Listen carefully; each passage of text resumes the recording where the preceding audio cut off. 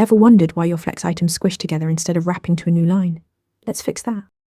The solution is the Flex Wrap property.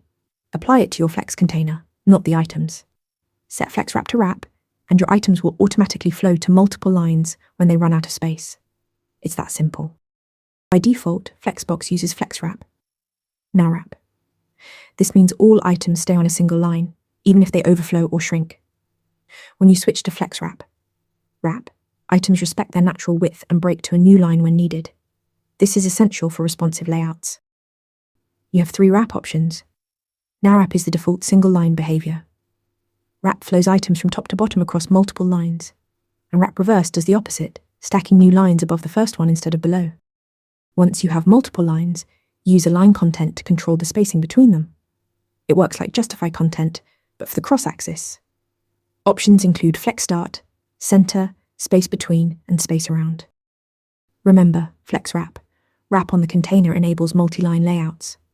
Master this, and you'll build better responsive designs. Practice this in your next project. Want to get better at answering questions like this? With Interview Mentor, you practice real interview questions out loud. You get personalized feedback and a grade on every answer, and you can track your improvement over time.